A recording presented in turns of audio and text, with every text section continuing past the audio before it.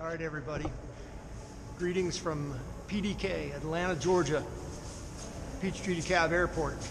And every once in a while, you'll run into an incredible scenario where, just some beautiful piece of equipment or somebody you've known for a long time, shows up or whatever. But in this case, I'm at Epps Aviation, and I've walked along one of the hangars. They've redone it, and what do I find but 1912 replica of Benn Epps' original flyer. You got to imagine, this is only 3 years after the Wright brothers revealed to the world. They did it in 1903, right? They put it in a box and put it away. And in 1909, they sold it to the U.S. Army and the United States government.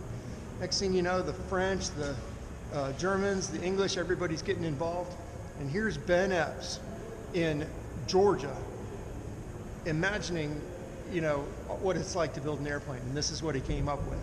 We're talking about, baling wire, and this is ultralight. But back then, that was high tech. That might as well have been a barn-built moon mission. So here we are. That's it's a Kemp 4-cylinder engine. Isn't that amazing? Look at that thing. Just incredible. Handmade wooden propeller. Awesome. Skids, wooden skids like that. Of course, some of this is modern material and construction, but a lot of this is original. I mean, look at those bell cranks and pulleys. That's a modern nut and bolt there, but it sure looks like pretty much what it would have looked like back in the day when Ben put this thing together and flew it. Now here's what you really got to know. Look at that beautiful fuel tank sitting on that pylon with upper wing struts braced by wire. Fuel petcocks going down. Here's my favorite part, a timer. A West Bend alarm clock. How about that wicker seat right there?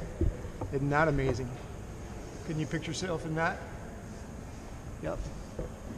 So, every time I think about starting something or, wondering whether I ought to go into an adventure like this, I kind of remember these guys.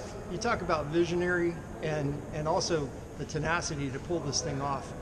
These guys were just amazing in their imaginations, in their ability to pull something off in the middle of when none of this was around. There weren't kits that you could build. You had to basically make this stuff up. You went out, you had a vision for what it is, you researched what you thought was right, you worked on what it was. Sometimes you were correct, sometimes you were wrong and had to redo it, but that's exactly what this was.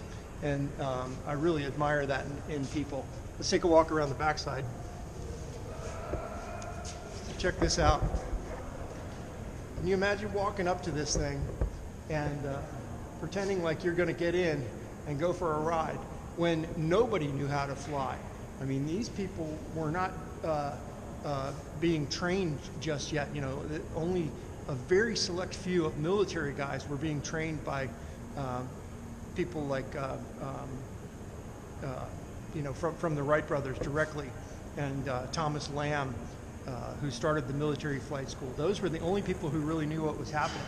But here's Benn Epps. He's out there in a field here in Georgia, putting this thing together and, teaching himself, doing crow hops and only getting a couple of feet in the air, but it's fully 3-axis control. I mean, this was a full flying rudder. Look at that huge vertical stab and elevator system.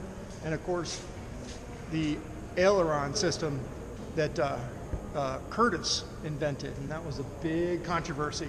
So even Epps took on, the controversy head on with regards to a lawsuit regarding wing warping and ailerons and how that all works. So isn't this amazing? What a beautiful piece of equipment here.